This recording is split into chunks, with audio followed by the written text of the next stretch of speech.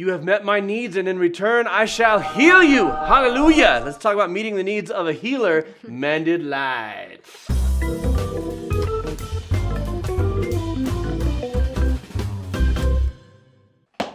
I should be a televangelist. What am I even doing on this channel? I'm going to go rediscover myself.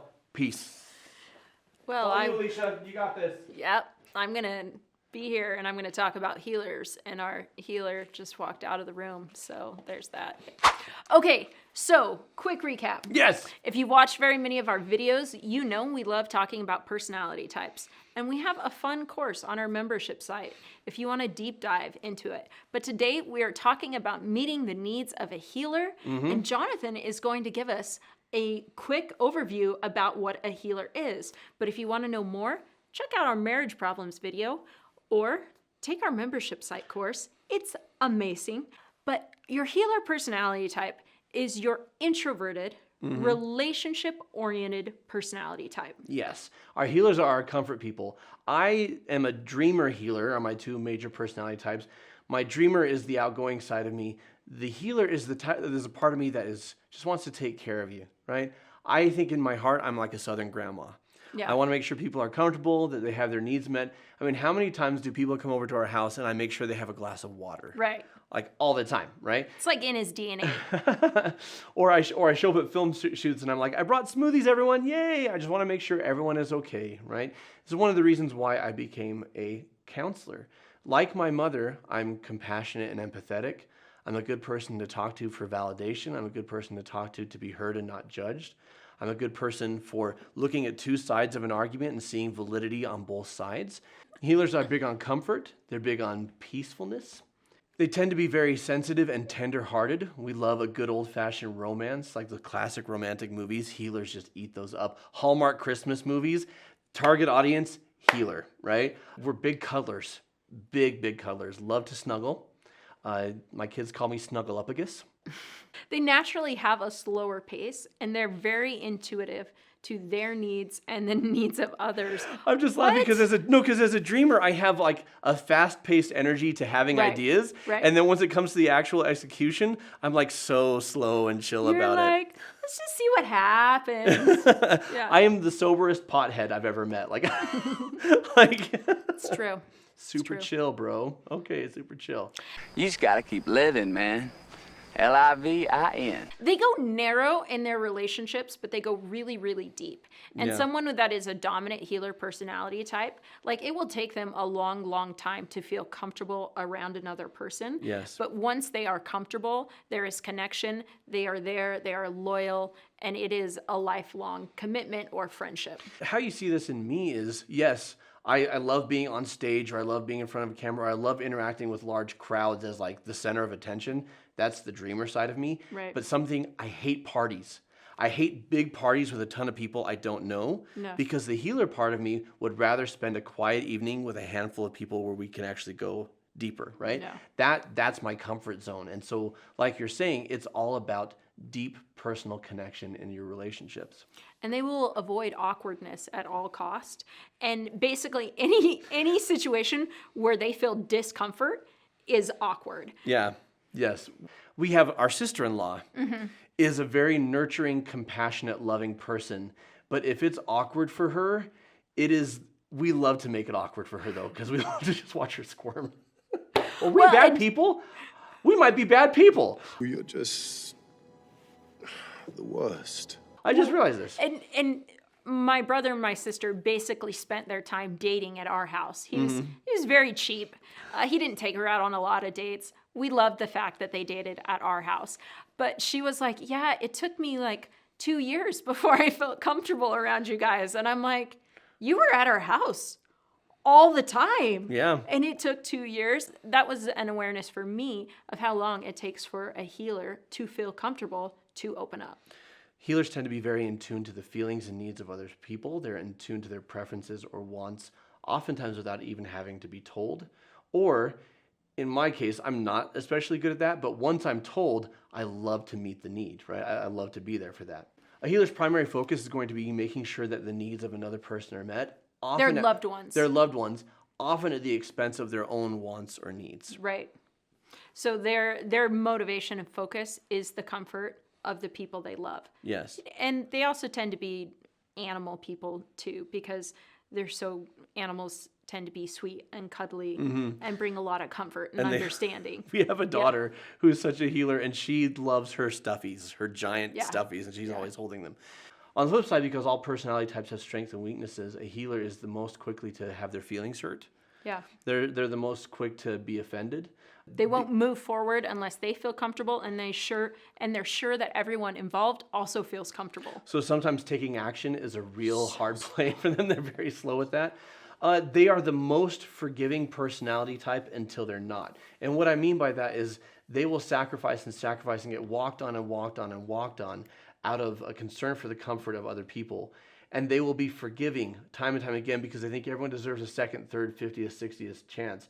At a certain point, they snap, and they're so deeply hurt by the mistreatment that good luck getting them to forgive you or to get back on their good side. So the saying is, hell hath no fury like a woman scorned, but really it's hell hath no fury like a healer scorned. Yes. It's just so many women are either healers naturally or socialized to this is how you're supposed to show up as a woman, that it comes out that way. But it's not a woman thing. It's a personality thing. Yeah. And so the healer personality type is seen as a dominant feminine personality type. Yes. And you are... I have beautiful estrogenic feminine energy. Okay, so you're a dominant dreamer, secondary healer. Yes. How do you meet your needs as a healer, or how do healers meet their own needs? Healers meet their own needs. Because their need is to feel comfortable. Yes. And we all have the need to be seen, accepted, and heard, and loved for the way that we are, right? But those specific healer traits, how do we support ourselves? When it comes to comfort, I think of Bilbo Baggins in the Shire, how he had his hobbit hole, he had his home, he had his garden, he had his life, and he didn't really crave adventure or going beyond what he was comfortable with and what his family had done for generations. Routine is important for healers for meeting their own needs. Comfort. And whatever form that might take. well, so routine in how you go about your daily life, but also routine in healers are very keen on tonight, like or several nights a week, I'm going to watch my show. Yeah. I'm going to watch my show, or I'm going to sit down, I'm going to read my book. Healers are big on getting together with their small group of friends and talking about things. They're great on, when it comes to meeting their own needs, venting to someone that they trust and having a shoulder to cry on is very important for a healer. And those types of activities like journaling, writing, Yes. listening to soothing music, creating art, like those are all very much so healer traits. And that soft, that soothing, all those things that have a flowing nature to them are things that help a healer recenter. Yes, absolutely. So how do you support a healer? And the principle is true for all personality types. Like you support someone by letting it be okay that they are who they are, right? That one, understanding what their needs are, and then letting it be okay that they're that way. So I don't get upset with the healers in my life being like, oh, you need to be more extroverted. You need to go out and introduce yourself to people at parties. You know, I don't tell them they need to be different than they are, right? I love you just the way you are. And so you support them by making sure they feel comfortable. So our daughter, who is a dominant healer, I do not buy clothes for her unless she is with me. Like I know what styles she likes. I know what colors she likes. Softness is very important, but I will not buy something for her unless she tries it on. Because wouldn't you know it, there might be a tag, there might be a seam, there might be something that doesn't feel comfortable, right? Yeah. So creating an environment and supporting them and creating an environment where things are soft and cuddly and comfortable is huge. Physically or emotionally, right? Physically and emotionally. Yes, they need both. They're interconnected. Yeah, absolutely. Something you're really good at in our relationship, because I have such a strong healer side. Early on, as a closer, you were more prone to try and present me with solutions when I was telling you. And you realized fairly early on that what I needed was validation, or what I needed was to be told that it's really hard, or that I don't deserve what's happening to me, or if I did deserve, like well, if this and were you're a words of affirmation person. Yes. So words of affirmation for a healer look like? Well, being told you're good enough, you're worthy, you know, being told it means a lot to me if I can comfort somebody else and they say that really helped. Thank you. Yeah. Because I feel like I did my job, right? That's one of the reasons why I became a therapist. I get a lot of value from those types of words of affirmation. Just last week, I was really overwhelmed, and you straight up just held me as I cried, Right. and joined with me on how understandable my experience was, and that's all I needed. I felt so much better. Whereas to a closer, they're probably not going to need someone to hold them as they cry as much. They're going to Yeah. let's solve the problem, right? Well, and we had a lot of work to do that night. And where you were at, I was like, I can tell, like, because my tendency would be to just push through, right? And if I was less attuned to other people's needs and to your needs, I would have been like, hey, we have this work to do. You're going to just have to muscle through it. Let's talk about it after the work is done. Yeah. But instead, like, the question is, well, what's the most important thing here? Yeah. Is the most important thing the work, or is the most important thing you? Yeah. Right? And the answer is, of course, the most important thing is always the person. At least that's my value set. But a less mature closer, and I am a closer, a less mature closer is like, no, we've got a job to get done. Yeah. We've made a commitment. We've made it, we've made a timeline, right? Yeah. But even valuing the work was going to suffer unless we took the time to do Right. this. And so it was both the best human play to do and the best strategic play to do was just to be there for me. And it was beautiful. For healers, it's important, as Alicia was saying, sometimes we need time before we can make a move because we need to feel comfortable. And we can voice that. I can voice that need by saying, I heard what you said and I need some time to see how I feel about it and what I think about it. Give yourself permission to say that. If you are a healer, memorize that. Put it in your own words. Repeat it to yourself in the mirror. It is key. You have permission to say, I've heard what you said. I Yes. need some time to think about it. Let me get back to you. And you will Yeah. feel so free knowing that you've, one, given yourself permission to do that, and two, you've set the expectation in the relationship with someone else that you also need that. Absolutely. As a healer, you can express, I can handle the straight truth, but first I need to feel loved and understood. And if you're a non-healer dealing with a healer, you may see them as oversensitive and they can't handle you telling them what's what. Try a different approach. Once they feel loved and understood, they're Validated. they're far more likely to accept your feedback, but you need to go that route first. I'm always gonna love you no matter what. No matter what happens. You're my son, you're my blood. You're the best thing in my life. But until you start believing in yourself, you ain't gonna have a life. And you need to listen to understand, not to respond or refute. Yes. Healers are naturally very good at perspective taking and seeing things from another person's point of view. And they need that same thing Yes. from the people in their relationships. And if you meet them there, they're actually quite manageable to work with.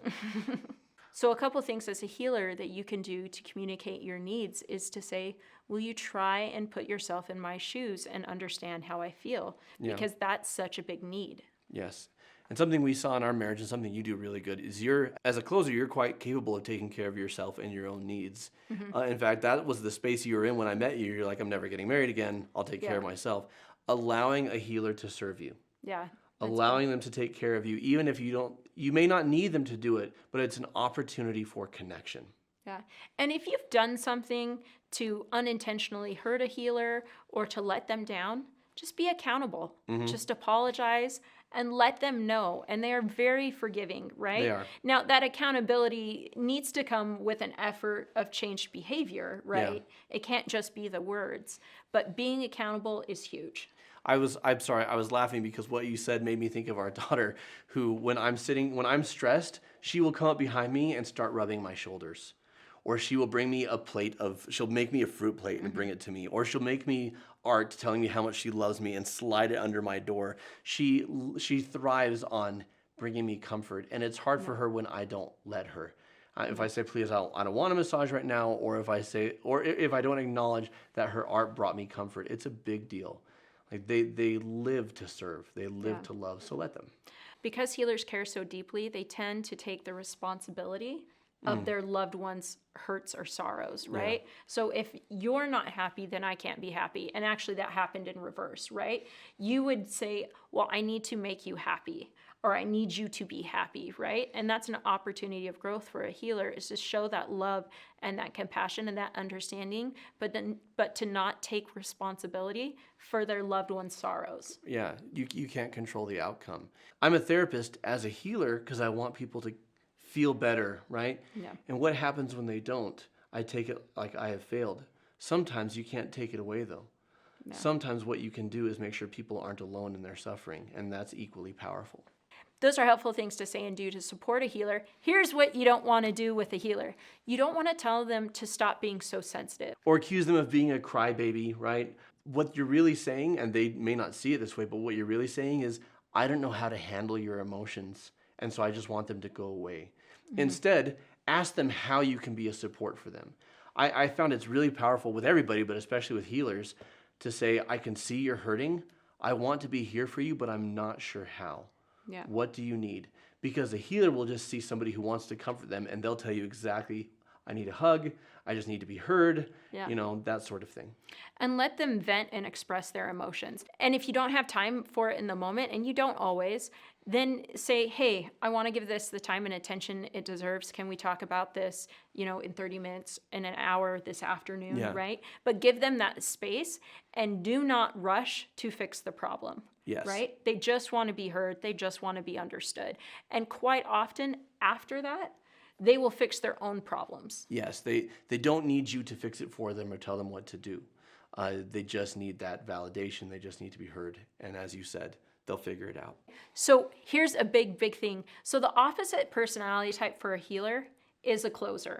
And so they have opposite strengths and opposite weaknesses. Yes. And so their natural tendency rubs up against each other. And so for my oldest daughter, her being a dominant healer and me very much so being a closer, it was actually that relationship that set me on this entire journey of understanding personality types, because she was 2, maybe 3 years old, and I had an interaction with her, and I said something to her, and she lost it. She threw a fit, right? Yeah. And her dad said the exact same thing to her, word for word, and she goes, okay, Daddy.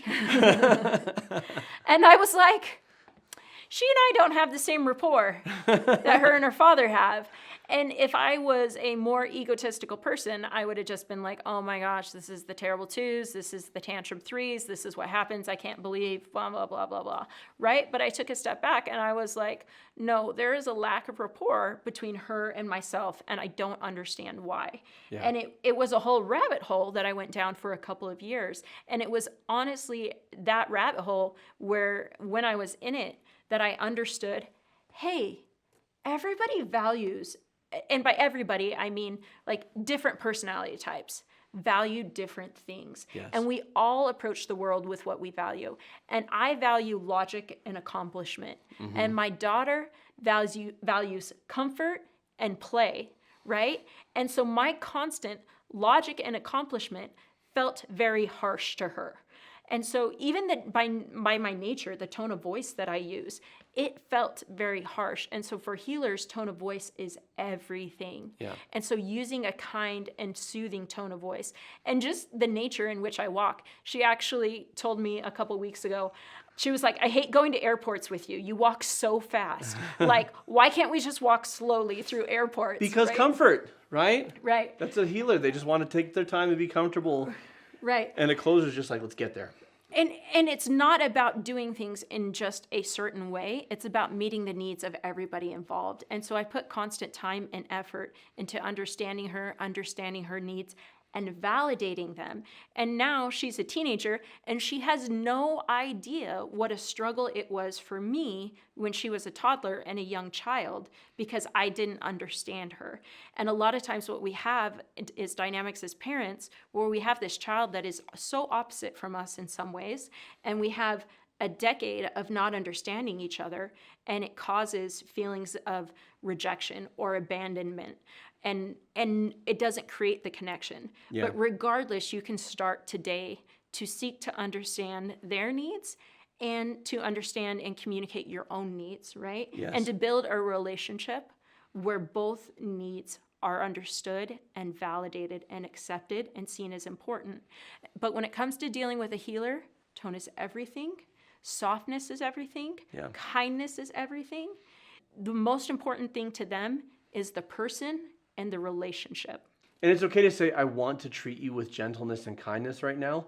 I'm not there. So let's Yeah. take some time and come back and talk about this instead of just letting them have it. Because once you start letting them have it, even if what you're saying is 100% valid, they're going to shut down or they're going to get defensive and they're going to enter into this shame place. And so that's why you need to approach things that way with the healer. But we love them. We love them for their kindness and we love them for their good hearts and we need them in our lives.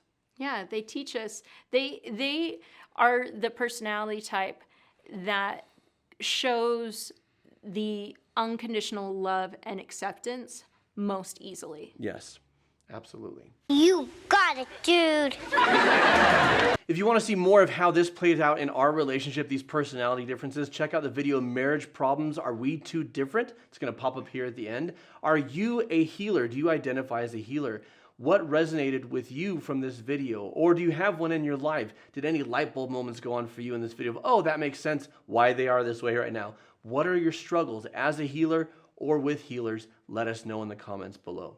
We want to thank you all for joining us. We'll see you next time in Closers, right? Is Closers next? Yes, closers are next. All right. And they're the opposite of healers, and man, they tend to rub each other the wrong way. How are we still together? Keep shining. We need your light.